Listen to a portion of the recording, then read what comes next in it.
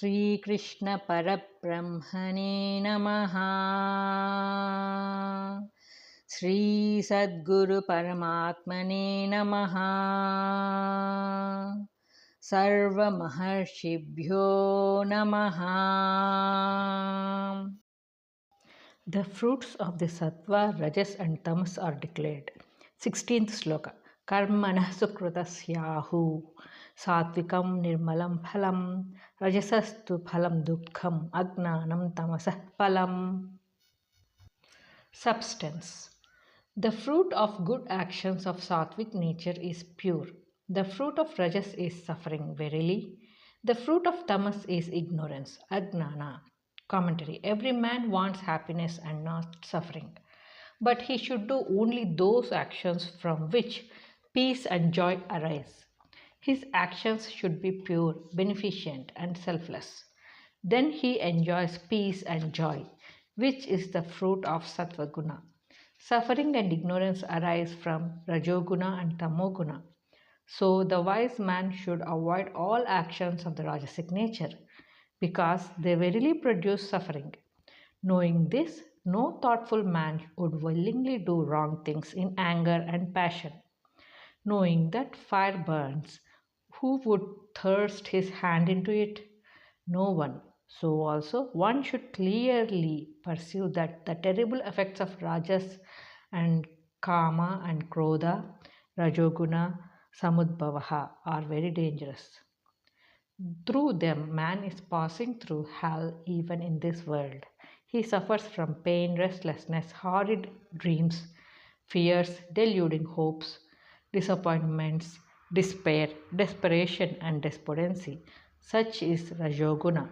And now, when we come to Tamoguna, it is all darkness and ignorance. Under its power, man lives like an animal. He eats, sleeps, and copulates. He has no idea of anything pure and holy. He lives an animal life. Nay, he is worse than animals. Being born as man and yet live the life of animals is against one's own humanity. The human form then counts for nothing.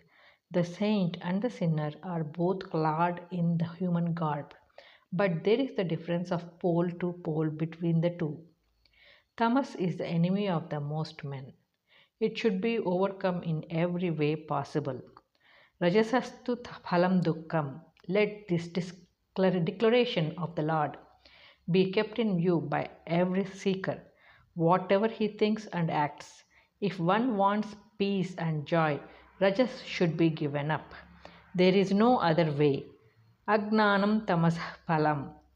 Ignorance is the seedbed of all evils. Rajas arises from tamas. Knowledge removes both tamas and rajas. Knowledge pure and perfect. That should be our goal. Tamas should be given up as enemy number one for all mankind. Question. What is the fruit of sattvic work? Answer. Pure joy. Question. What is the fruit of rajas? Answer. Suffering. Question. What is the fruit of tamas? Answer. Ignorance. Agnana. Question. What then is the way to peace and joy? Answer. Man should avoid tamasic and rajasic actions and take refuge in pure sattva. The effects of the three gunas are declared.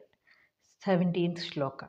Sattvat sanjayate gnanam rajaso lobha evacha pramada mohau tamaso bhavato gnanam evacha. Substance.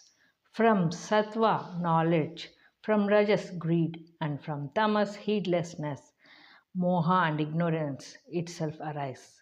Commentary. The Lord is an expert in methods of instruction. He wants to impress on the mind of the disciple the effects of the three gunas, and for this purpose he repeats the same ideas in different ways. A good teacher, when he is instructing children, follow the same method. When these ideas are fundamental truths, they should be repeated and reasserted so that they sink into the mind of the hearers. So, Lord Krishna is redeclaring the same law again and again for the better understanding of his beloved disciples. Agnanamevacha. Ignorance itself arises from Tamas and Agnana verily is the cause of bondage and samsara. The lovers of freedom and knowledge should wage eternal war with that demon till victory is achieved. Question. What arises from Satvaguna? Answer. Knowledge. Question. What arises from Rajoguna? Answer. Greed. Question. What arises from Tamoguna? Answer. Heedlessness, forgetfulness, delusion, and ignorance itself arise from tamas. The future life of man of the three gunas is stated. 18th Shloka. Urdhvam gachanti sattvastha madhye tishtanti rajasaha jaganya gana vrittistha adho gachanti tamasaha. Substance. The sattvic people after death go to the higher worlds. The rajasic dwell are born in the world of men, the middle one. The tamasic, abiding in the functions of the lowest guna, go down into the lower worlds, are born in the wombs of animals, birds, and so on. Commentary. Sattva takes man to the higher worlds, Rajoguna to the middle worlds, and Tamoguna plunges man into the lower worlds. So it is the duty of man to take refuge in Sattva and ascend to the purer worlds of light and knowledge. Question. After death, where do the Sattvic people go? Answer. To the higher worlds of light and knowledge. Question. Where do the Rajasic stay? Answer. They dwell in the middle world of men. Question. Where do the tamasic go? Answer. To the lower worlds. The path to moksha is declared. 19th Shloka. Nanyam gunebhyaha kartaram yada drashtanupasyati gunebhyascha param veti madbhavam sodhigachyati. Substance. When man sees no agent other than the gunas and knows that which is higher than the gunas, he attains to my being. Commentary. This verse and the next are very important. The seekers who are inquiring into truth should understand the idea and keep it always in their mind. It is the direct path to Brahmagnana, moksha, liberation from the bondage of samsara. Whatever actions are performed by man, the agent invariably is the gunas, that is, the mind which is composed of the three gunas. Except the three gunas, there is no other thing as the mind. The mind, through the agency of the senses and the body, causes all actions. The senses and the body are instruments. The mind is the directing agent. What is bound is the mind, and what attains liberation is the mind. There is no other agent or enjoyer. Atma is distinct from this mind. Therefore, the seeker has to understand that he is entirely distinct and separate from the three gunas, that he is Atma, and hence that he is not at all the ejam, karta or enjoyer, bhokta. When this distinction is clearly seen, man remains as the seer, drak. He realizes Atma. So the first step towards liberation is to know that the real man is the seer, neither karta nor bhokta. O jiva, do not get mixed up with the three gunas which constitute the mind. Keep aloof from them. See what they do, but never get confused with them. They are not you. You are distinct from and separate from them. You are in truth, Atma. This is Lord's compassionate teaching. In the spectacular drama of the universe, the real actor is the mind, the three gunas, and the Atma, like the lightning in the theatre, is shedding its light on all, while remaining unattached to anything that is taking place on the stage. He is like the screen of the theatre on which the picture is projected.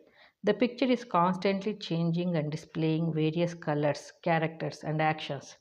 The screen is not affected by the picture, whether it is a tragedy or a farce or anything else. Even so, the Atma stands really unattached and unaffected by the wailings and laughters of the mind, by the functions of the senses, and by the activities of the body. This is the highest truth.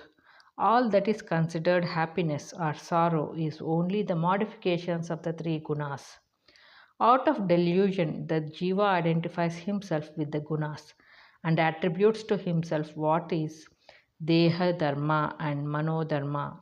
He says, I am born, I am sick or healthy, I die, I am old or young. Thus, he is clearly identifying himself with the body. He says again, I am happy, I am sad, and I am angry, I am calm, I am dull, or I am bright. Thus, he is identifying himself with the mind and its changes. That is bondage. This idea of false identification is what is called avidya. The moment when the falsehood is found out, and the very moment the jiva knows that he is Atman, there is no more a karta or a bhokta to be bound to the world. All bondage is shattered at one stroke. Madbhavam, so adhigachyati. Knowing all the gunas are the cause of all action and knowing that he is the drashta, the jiva becomes Shiva, the Nara, man becomes Narayana, the Jana, man becomes Janardana. So from this very moment onwards, the seeker should give up all foolish notions that he is this or that and firmly fix himself in the state of Paramatma beyond all the modifications of the body and the mind. Adhigachyati, the Lord declares that the man attains God by this discrimination. Let the aspirants have faith in the Lord's words, drive away all weakness and cowardice, and attain the highest. Anupasyati, the Lord uses this term to suggest that one should see clearly and doubtlessly that he is not the karta, the doer. The truth is that man is really free from all the action of the body and the mind.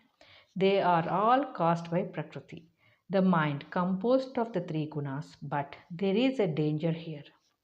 Anyone who, even a vile sinner, can claim guiltlessness or freedom from his criminal acts to the filthy things in the name of on the ground that he does not commit anything as he is only a sakshi witness. They do foul and filthy things in the name of religion and philosophy. Such impostors and pretenders suffer the fate that awaits them.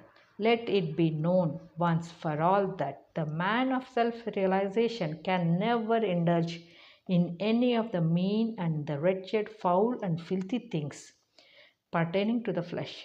He is pure like the sun, pure like Ganges, pure like the purest that the human mind can conceive of. This purity in word, thought, and deed is the hallmark of the real sadhu. He cannot cheat or hate anyone. He cannot be tempted by the attractions of the flesh. He cannot utter lies. He cannot injure others. He cannot be selfish in anything whatsoever. He is serene, calm, knowing, full of bliss, kind, and compassionate, and his perfection is recognized by the wise, even as the bees recognize the honeyed flowers. Question: what is the real cause of all the actions that man does? Answer: the three gunas, the mind composed of the gunas. Question: what is the real nature of the man? Answer: as soon as man knows the three gunas are the causes of all actions and that he is the Sakshi witness, he attains Paramatma. He is liberated. He is a Jivan Mukta. Question: from this, what is the way to self realization? Moksha. Answer: the three gunas are the real doers of all actions. I am different from them. I am Atma. This clear knowledge is the way to moksha.